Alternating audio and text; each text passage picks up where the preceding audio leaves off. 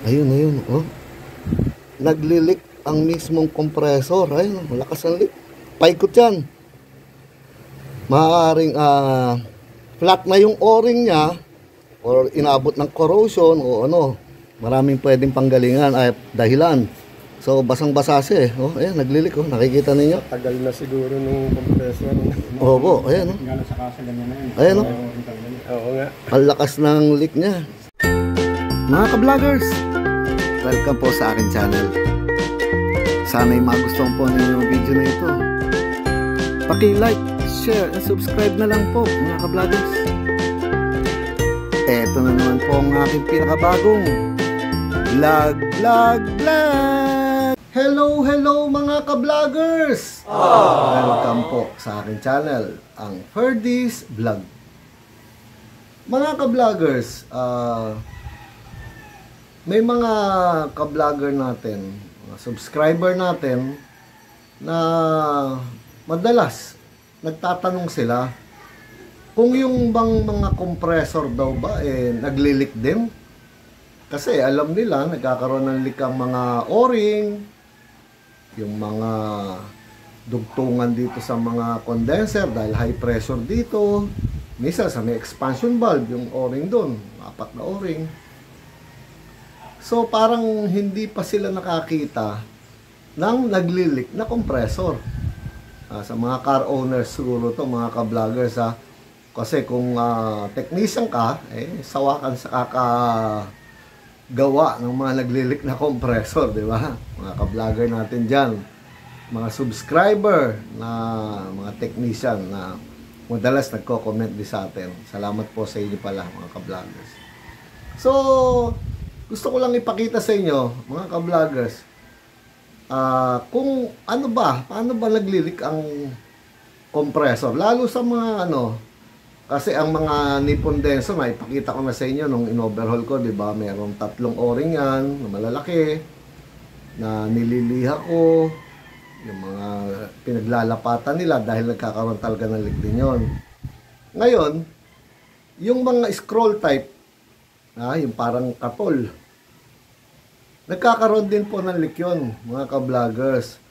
Sandali, panoorin muna ninyo mga ka-vloggers para maintindihan po ninyo. Ito po ay nakakabit sa isang adventure, no? Na suki natin at subscriber din natin. Tingnan po ninyo yung nangyari sa kanyang compressor. Tayo si Papa P, ang muling pagbabalik. At yung isa pang utol ko, si Kuya Danny. Ayun, isa pang veterano ng car air conditioning. So mga ka-vloggers, alam nyo, linya talaga namin air conditioning. Nakita nyo yung master, yung daddy namin. Oo, 1950s pa yun. So ngayon, balik tayo dito sa adventure ni Sir. Sandali, ito. Walang laman na refrigerant, ha? So ang nakita namin, lawang-lawa ang compressor niya. Ayun, basang-basa mga ka-vloggers. Ayun, ayun, basang yan, tinesting na namin kanina. So sige nga, patakan mo na sabon, Papa P. Sabon na lang ang pinang-testing. Ayun, Ayun, oh. Naglilik ang mismong compressor. Ayun, malakas ang leak. Paikot yan. Maaaring flat na yung o-ring niya or inabot ng corrosion o ano. Maraming pwedeng panggalingan ay dahilan. So basang-basa siya eh. Oh, ayan, naglilik oh. Nakikita ninyo? Tagal na siguro nung compressor. Opo, ayan oh. Gano'n sa kasa ganyan na yun. Ayan oh. Oo nga. Ang lakas ng leak niya. Sobra. Sa tanda na ng sasakyan eh. Oo. 20. Ang mga Mitsubishi Adventure, mga ka-vloggers, ayan o, kalas pati bracket muna. Ayan o, hindi mo sa matatanggal nang hindi mo aalisin ang bracket, mauna mo nang tatanggalin. Itatali mo muna itong compressor. Ayan o, katali siya o. Igigilid mo siya sa side, tapos tanggalin mo muna yung pinaka-bracket niya. Ayun, kasama yung tensioner niya. Para lang mapadaan mo rito kasi masikip po dito yan. Ayan o, chassis. Tapos andito yung block ng makina. Hindi lalabas pag nandyan pa yung bracket. So kailangan unahin mo yan. Tapos mailalabas mo na to. Ayan na. So okay. Kuhanin na to. Labas na. Go, go, go na. Saan tayo gagawa? Doon tayo. O sige. Yun. Dito nagkakaroon ng leak. Malakas, paikot yan. Dahil doon sa pinaka-o-ring niya. So, nakita ninyo mga ka-vloggers. Nagkakaroon ng leak. Yung mismong housing ng compressor. Ganito po kasi yan mga ka-vloggers. Sandali, pakita ko sa inyo. Itong scroll type ang tawag dito. Yung mga katol na compressor. Sa mga adventure, pangalan nito, mga Mitsubishi, ganyan. Sa mga Honda, TRS, ganyan naman ang mga compressor nila. So, sandali, pakita ko sa inyo mga ka-vloggers ha.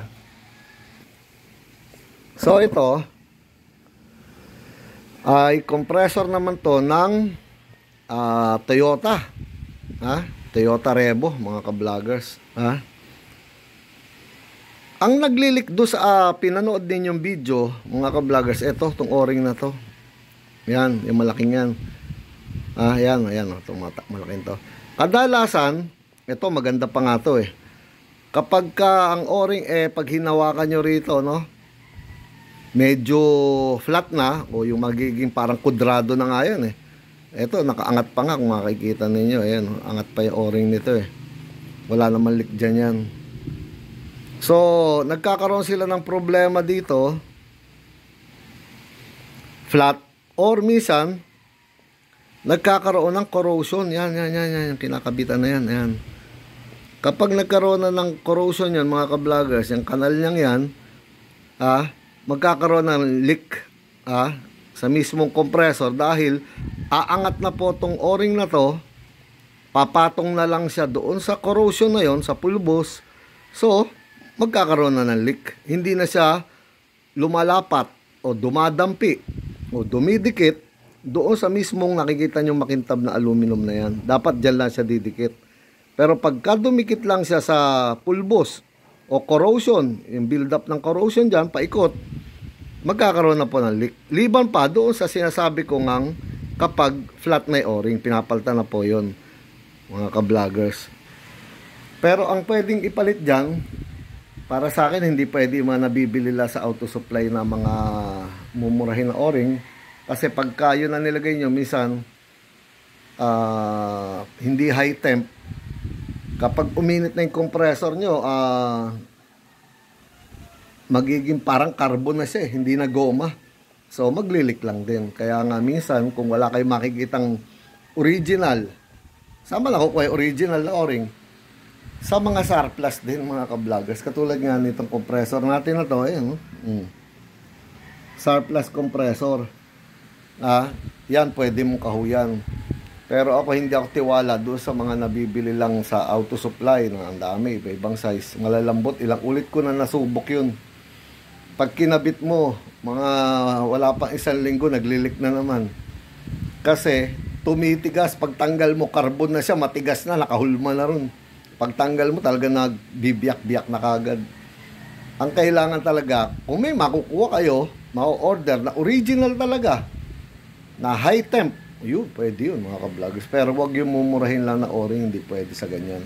Kahit yung sa mga Nippon Denso, hindi rin pwede do. Sinabi ko na rin sa inyo sa vlog yun. Kailangan original lang po, no?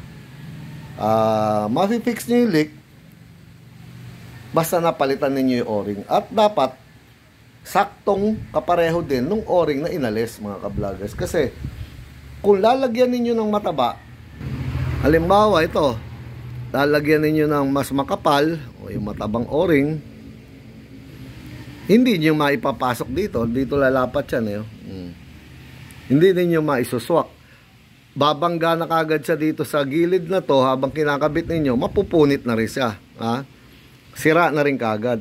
Pag sumobra naman sa nipis, lubog dito, maglilik din kasi hindi dadampi sa ganito, maglilik lang din siya. Ito ang tinatawag na mga scroll type compressor, mga ka-vloggers.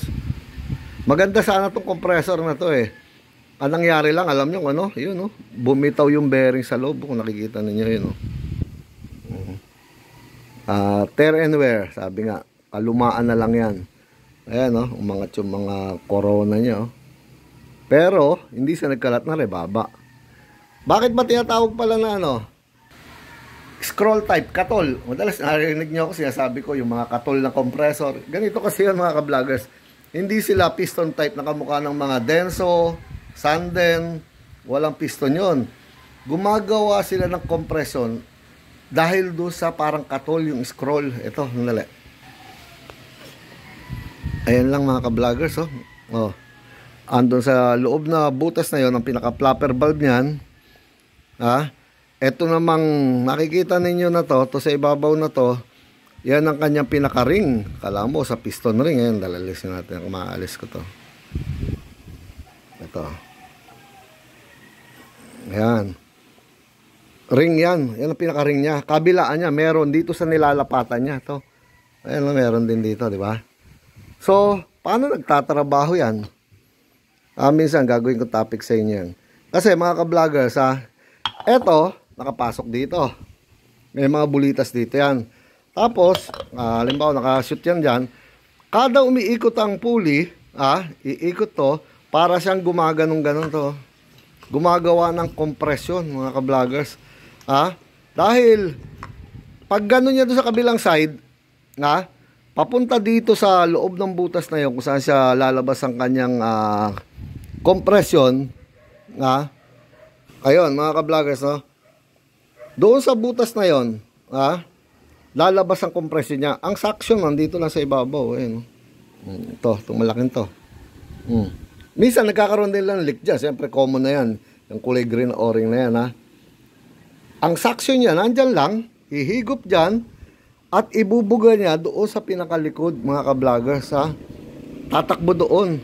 Para bang iipitin lang yung compression, parang ginaganon, habang nako-corner yung pressure na nahigop dito, nako-compress, pag gano'n niya doon sa loob, mga ka-vloggers, mako-compress siya, wala siyang ibang gagawin, wala siyang mapupuntahan, kundi lumabas siya doon. Ando pa nga yung marking nung yun, parang kulay brown na yun. Marumi na to, mga nakatagal na naka-open to Matatrap na siya, pag ikot, pag compress, pag ganon-ganon, dahil nga dalawa yan, kabila ang katol, So, sa una, open, hihigupin yung suction doon, at habang papunta na siya, pasikip ng pasikip yung sa ng katol niya, wala nang ibang pupuntahan yung pressure na nahigop niya, kundi, parang i-compress niya na gano'n, papunta doon sa butas na yun. Yun. Wala na, nakasakal kabilaan, silyado nitong pinaka-ring. Pagpasok ng compression doon, pipigain, yun ang word doon, pipigain, hanggang sa wala siyang magagawa kundi pumunta doon. Doon nagbibuild ng compression yan, mga ka-vloggers. Pinakita ko lang sa inyo kasi, maaari yung iba sa inyo, akala may piston din to ganitong mga compressor, wala po. Yan lang ang trabaho niyan. Nakaganyan yan mga ka-vloggers. Ayan, naka-adapt yan. Yung o-ring, tanggal na. Napakahalaga nitong o-ring na to. Talagang tinatago ko itong mga ganito dahil napakahirap maghanap ng ganyang mga o-ring, mga ka-vloggers. So, simpleng vlog lang mga ka-vloggers. Pasensya na rin kung minsan di ako nakakagawa ng mga vlog natin. Dahil noong nakaraan, nakita ninyo sa adventure, may marka pa nga ng konti dyan, nadali ng tawag na nito, yung isda. Ganun talaga. Salmon head, naalala ko na. Bawal sa atin yun. Pero gumaganda na. Bumabalik na sa dati.